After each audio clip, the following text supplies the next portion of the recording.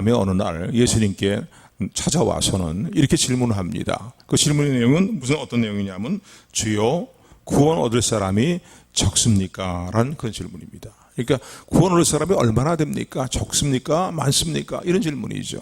그러니까 구원을 받는 사람들의 숫자에 대해서 지대한 관심을 가지고 예수님께 나와서 질문을 던졌다라고 말할 수 있습니다.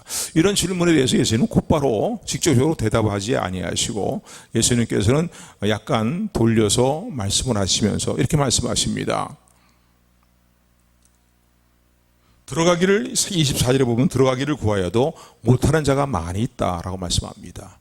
그러니까 구원받기를 원하지만은 구원받는 자리에 들어가지 못하는 자들이 많이 있다는 사실을 말씀을 하시면서 이런 말씀을 보게 되면은 이렇게 우리가 좀 추측해 볼 수 있습니다. 정확한 것은 하나님이 아시지만은요. 구원받을 사람이 그렇게 많지가 않다라는 의미의 말씀을 하지 않으셨는가라는 생각을 할 수가 있습니다. 왜냐하면은 들어가기를 원하지만은 들어가지 못하는 사람들이 있다는 거예요. 그런 사람들이 적다, 좀 있다 이렇게 말씀하신 게 아니라 많이 있다라고 이렇게 말씀을 하십니다. 이런 말씀을 보게 될 때에 무조건 교회를 출입한다 해서 다 구원받는 것은 아닙니다. 주님이 다른 데의 표현을 통해서도 표현하시기를 알곡과 가라지가 분명히 있다는 거예요. 나는 예배 빠지지 않아. 나는 기도도 종종 해. 그게 우리 구원의 조건이 아니거든요.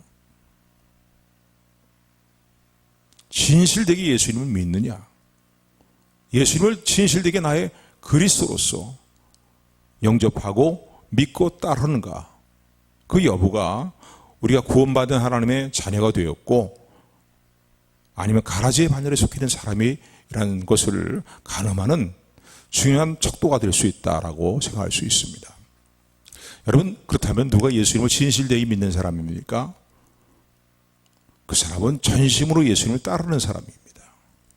우리가 예수님을 진실되게 믿는다면요, 우리 삶에 분명히 나타나는 것이 있습니다. 그래서 뭐냐면 예수님의 인도하심을 전심으로 따라가는 거예요.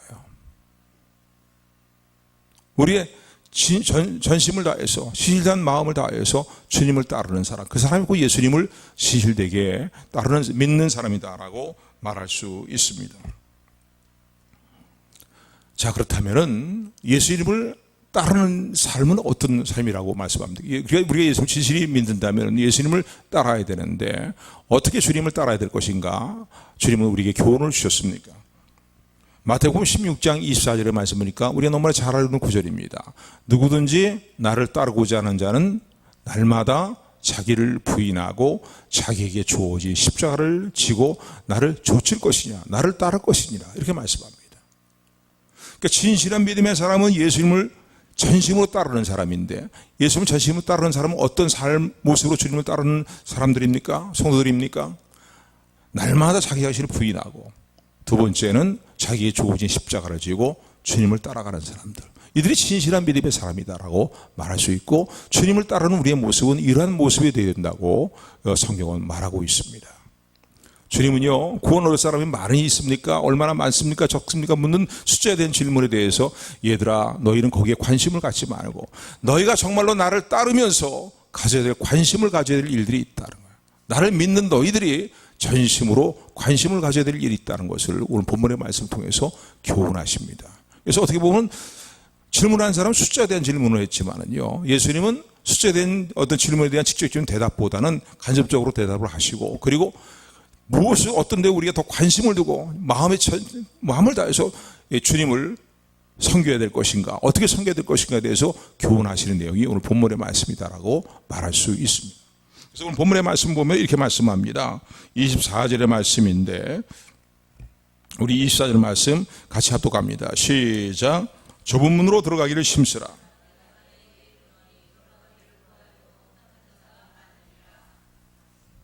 좁은 문으로 들어가기를 힘쓰라.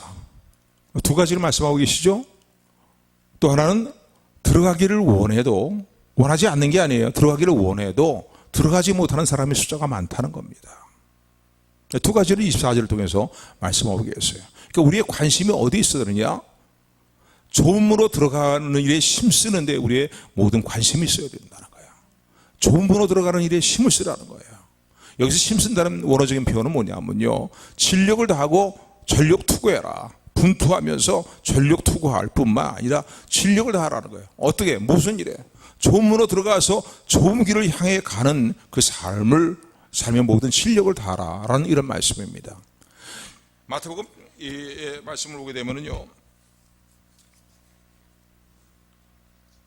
말씀 한 줄 찾아보시기 바랍니다. 마태복음 7장의 말씀이에요. 7장 13절 14절 말씀.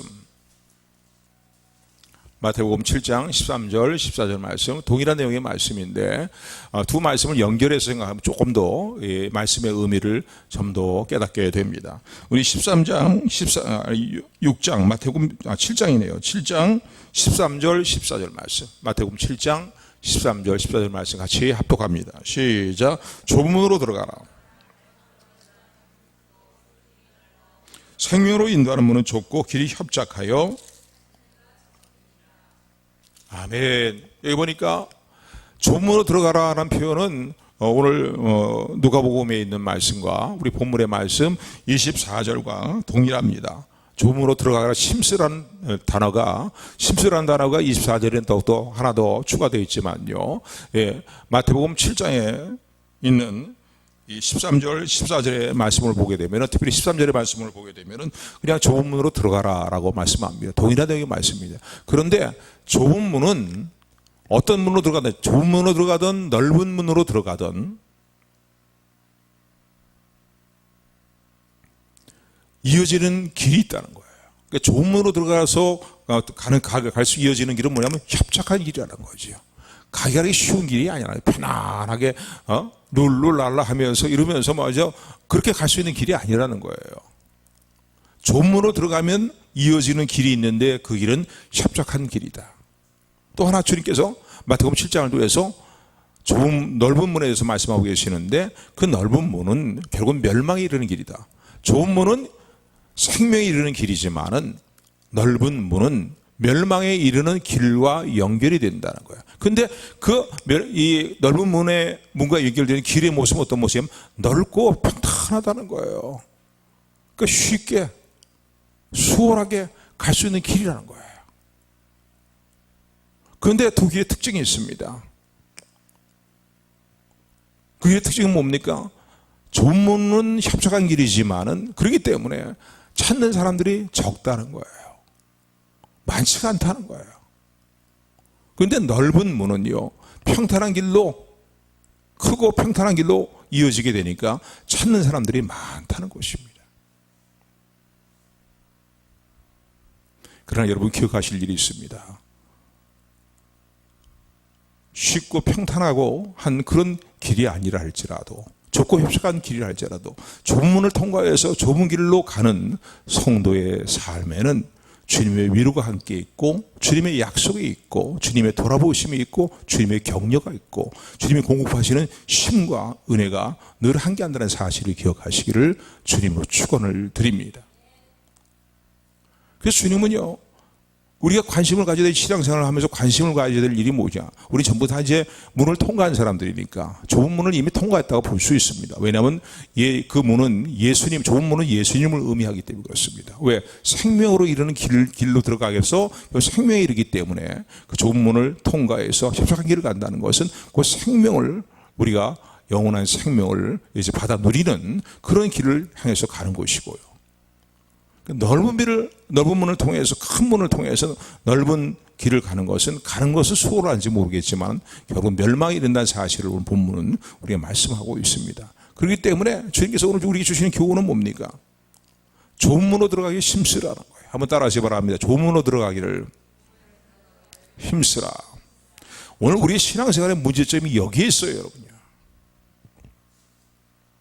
다 예수님을 믿음으로 말미암아 좁은 문을 통과한 그런 삶의 상황이라 할지라도 계속 이어지는 길은 뭡니까? 좁은 문을 통해서 나오는 길은 협착한 길인 거예요. 평탄한 길이 아닌 거예요. 쉽고 넉넉한 널널한 길이 아닌 거예요.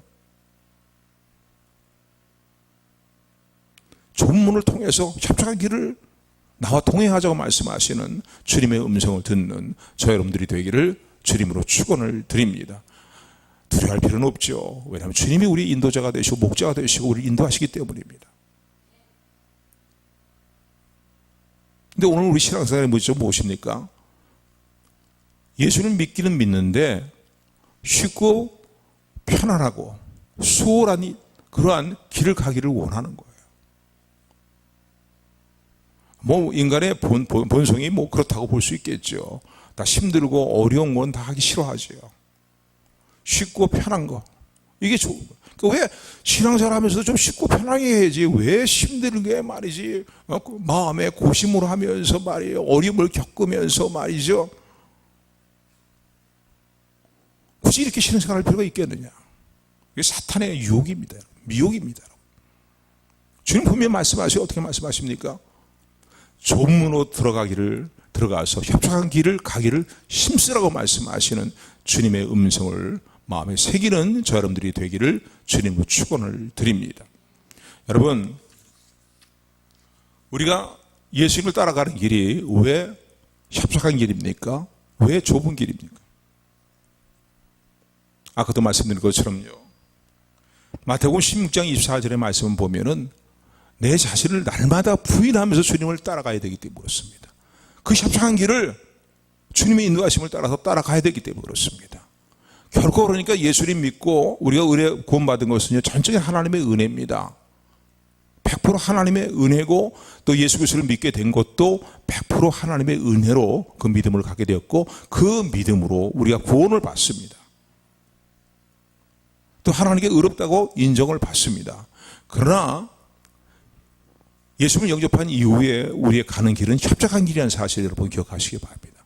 넓은 길을 평탄한 길을 가기를 주님이 원치 아니하신다는 거예요. 그리고 주님이 인도하시는 길은 넓은 문이 아닌 거예요. 넓은 길이 아닌 거예요. 평탄한 길이 아닌 거예요. 협착한 길인 거예요. 때로는 가기 힘들고 부딪히고 말이죠. 때로는 인내해야 되고 때로는 견뎌야 되고 순종해야 되고 말이에요. 그러니까 첫 번째는 힘든 이유가 뭐냐면요. 거기 힘쓰라고 그랬잖아요. 그래서 하나님께서요. 진력을 다하고 전력 투구를 다 하라는 거예요. 분투하라는 겁니다. 그 이유는 첫 번째 무엇입니까? 날마다 내 자신을 부인하면서 그 길을 가야 되기 때문에 그렇습니다. 여러분 내 자신을 부인한다는 거 뭐 여러 가지 측면에서 생각해 볼 수 있겠는데 어떤 것을 생각해 볼 수 있습니까? 내 자신을 부인한다는 것은 삶의 가치관을 하나님 말씀에 둬야 된다는 거예요.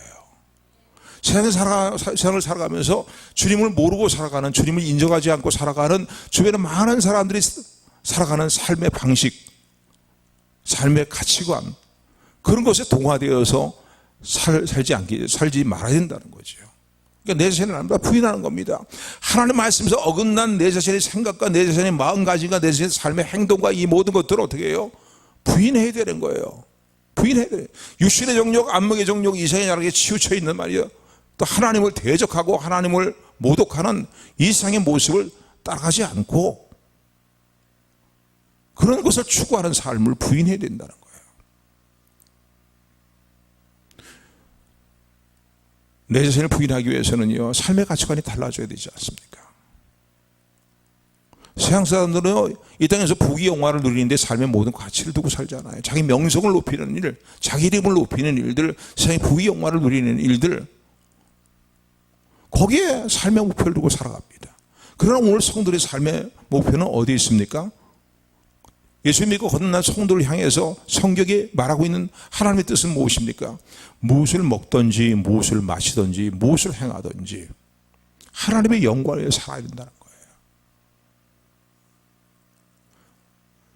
그렇기 때문에 그 길은 그렇게 쉬운 길이 아닙니다, 여러분. 내 자신을 날마다 부인하기 때문에 그런 거예요. 오직 하나님의 영광을 위해 살아가는 것에 우리의 마음을 두고 살아야 되는 거예요. 오늘 저와 여러분이 진실한 성도라면요, 우리의 삶이 주님을 따르는 우리의 삶의 모습 어떤 모습이 되어야 되겠습니까? 내 삶의 가치관이 변화가 있어야 되는 거예요.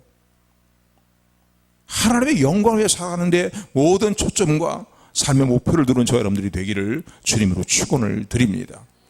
세상의 부경화가 아니라고요. 세상 사람들이 야, 뭐 이러면 좀 이렇게 하면 어떠냐, 저러고 하면 어떠냐, 그렇게 얘기해도요, 우리의 가치관은 달라야 됩니다. 세상들이 추구하는 삶의 모습과 우리는 달라야 되는 거예요. 날마다 자기 자신을 부인하는 거. 또 하나는 무엇이냐면요, 어떤 걸 생각해 볼 수 있냐면요,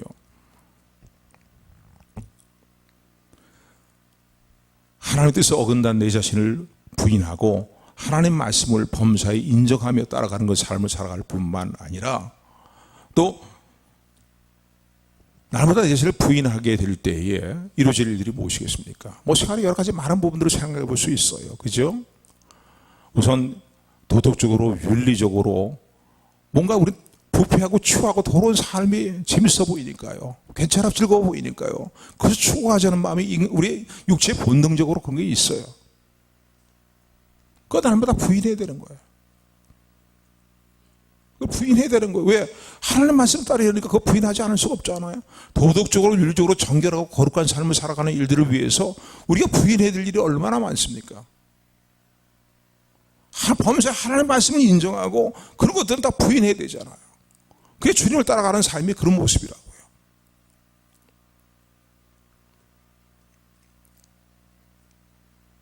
그래서 골로새 3장의 말씀은 이렇게 말씀합니다.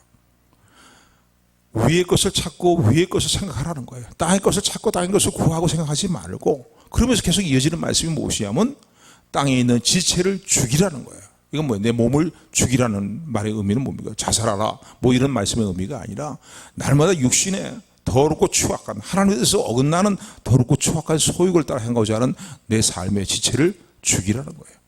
우리가 성령을 따라 행하는 삶을 살아야 될 것을 성령 우리에게 강조하고 있습니다. 도덕적 윤리적으로 우리가 깨어 있어야 되겠죠. 또 영적으로도 그렇습니다.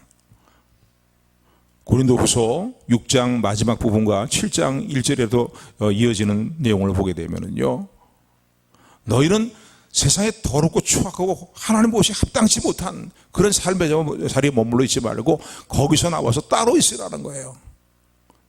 영적으로 보면 요즘 종교 혼합주의라든가 이런 걸 주장하는 그런 잘못된 일들이 수없이 지금 주장들이 있습니다.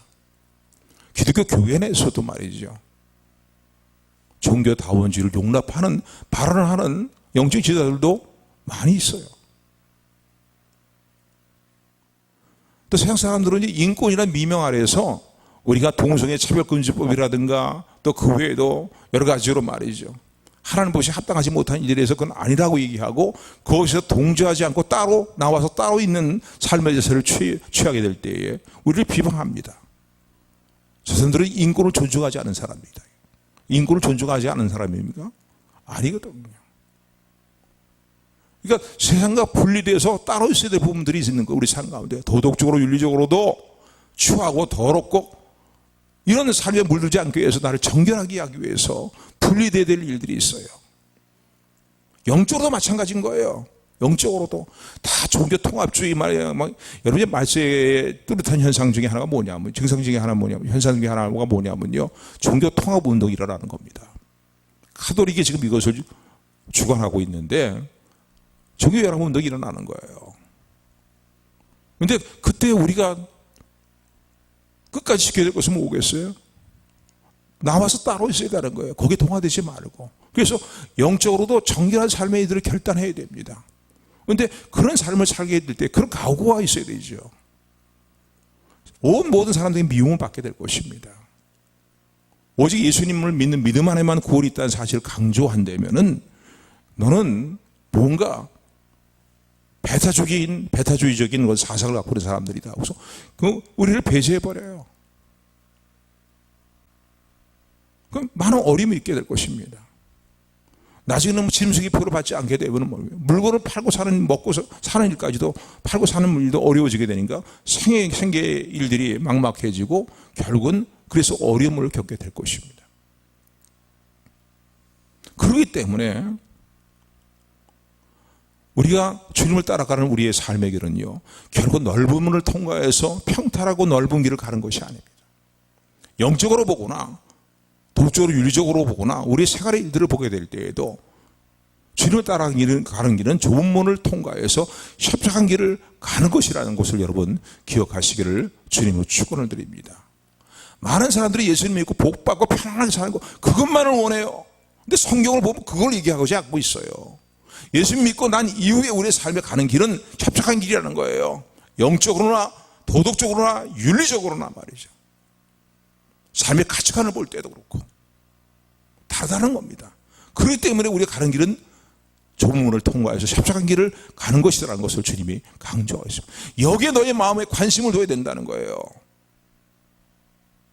근데 오늘 우리들의 신앙생활의 문제점은 여기 있지 않습니까? 다 평탄한 길만 가기를 원해요. 수월한 길만 가기를 원해요. 쉽고 편안한 길만 가기를 원해요. 거기에 찾는 사람들이 많다는 거예요. 이 부분에서 각성되지 못하는 우리의 삶의 모습이 너무나 많습니다.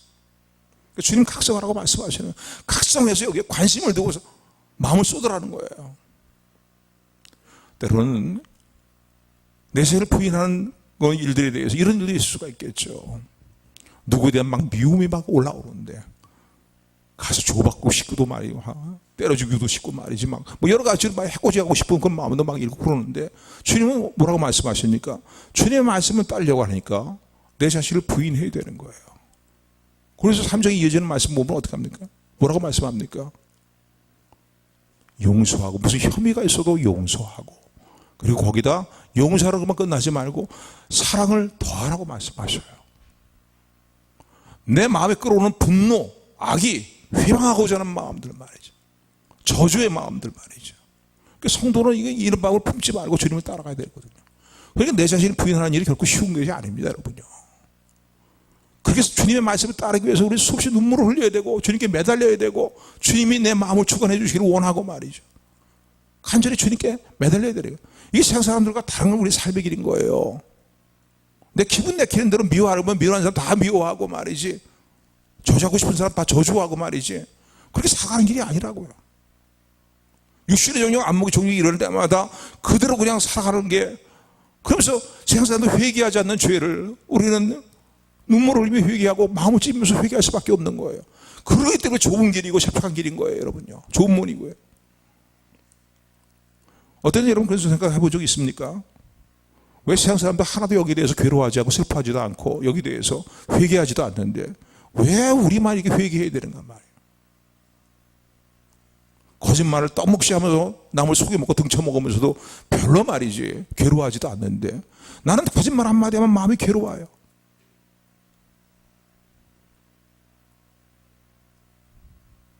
상대방이 욕을 얻어먹어도 오히려 상대방을 축복해주면 상대방을 위해서 기도하라는 주님 말씀 따려고 하니까 내 자신을 부인하는 일이 그렇게 쉬운 것이 아닌 거예요. 그렇기 때문에 우리가 주님을 따라가는 길은요, 협착한 길입니다.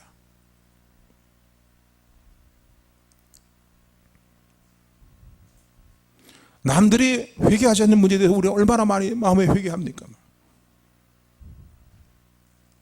좀 불쌍한 사람 보고서 그냥 치우쳐서 지나갔을 때 후회하잖아요. 성령께서 내 마음에 감동을 주실 때 후회하지 않을 수가 없잖아요. 좀 더 다상하게 몇 분이라도 주고 올 걸 말이지. 뭐 이런 일이 한두 가지 일들이 아니잖아요. 그러니까 주님을 따른다는 것은 편안하고 쉬운 게 아닙니다, 여러분요. 신앙적으로 핍박을 받는 데 있어서 가족으로부터 신앙적인 핍박을 받고 주변의 지인들로부터 신앙적인 핍박을 받을 때에 끝까지 믿음으로 살고 하나님 제일주의로 살고 그렇게 살려니까요, 힘이 드는 거예요. 힘이 드는 거예요. 평탄한 길이 아닌 거예요. 남들은 주일날 다 등산 가방 메고서 말이지 사박으로 여행을 떠나고 여행 가방들 메고서 막 여행을 떠나고 뭐 주일날 막 즐기는데 말이죠.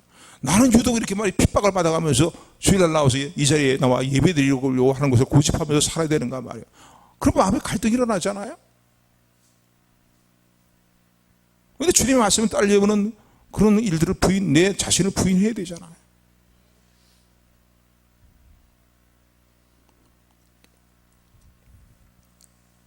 그러나 사랑하는 성도 여러분,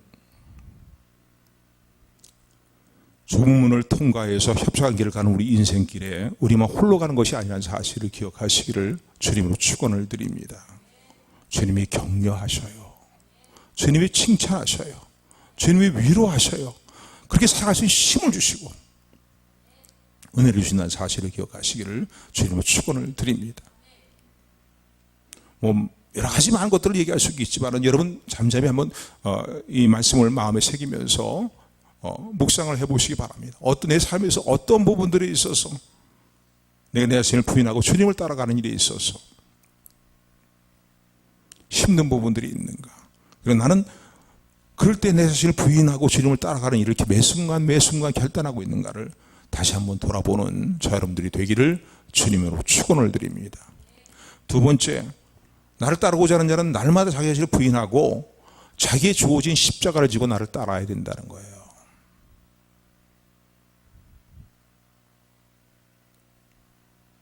자기의 십자가를 지고 나를 따르지 않은 자는 내게 합당치 아니하다고 주님은 그렇게 말씀을 하십니다.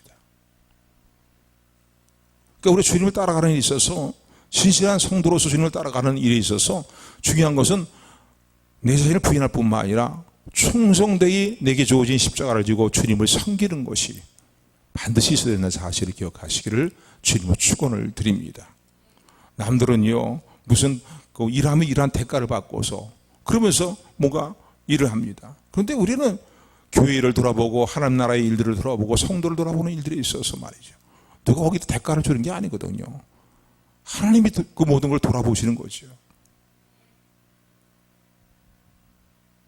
어느 집사는 말이지, 그냥 신앙생활하면서 설렁설렁 신앙생활하는데도 신앙적으로 잘 되대. 근데 나만 뼈 빠지게 말이에요. 핍박받아가면서 말이에요. 어려움을 참아가면서 인내하면서 말이에요. 이러면서 그냥 충성하고 주님을 섬기고 주님의 일들을 돌아보는 거, 복음을 증거하는 거, 그래봤자 무슨 소용이 있겠어. 그러니까 사람들이요, 요즘은 점점 더 이런 일 경향이 좀 짙어지는 것 같아요. 주님을 섬기는 일들이 너무 소홀해집니다. 소홀해져요. 코로나 이후에, 코로나 이전보다 주님 섬기는 일에 있어서 주님을 섬기고 또 주님의 모든 교회를 돌아보고 하나님 나라의 일을 돌아보고 전도하고 주변의 영혼들을 돌아보는 일들에 있어서 나는 얼마나 충성을 다하고 있는가를 다시 한번 살펴보는 저 여러분들이 되기를 소원합니다.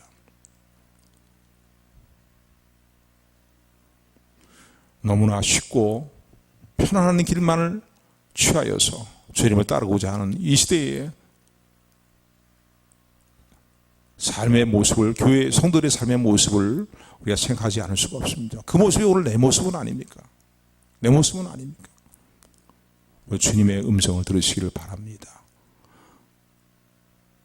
내 자신을 부인하고 좁은 길, 협착한 길을 통하여서 나와 동행하는 너의 삶에는 나의 위로가 있단다. 너를 위해서 이미 너에게 영원한 생명을 허락했을 뿐만 아니라 상급을, 세상에 줄 수 없는 놀랍고 큰 상급을 준비하고 있느니라 말씀하시는 주님의 음성을 듣는 저 여러분들이 되기를 주님으로 축원을 드립니다. 한번 따라하시 바랍니다. 좁은 문으로 들어가기를 힘쓰라. 기도하겠습니다.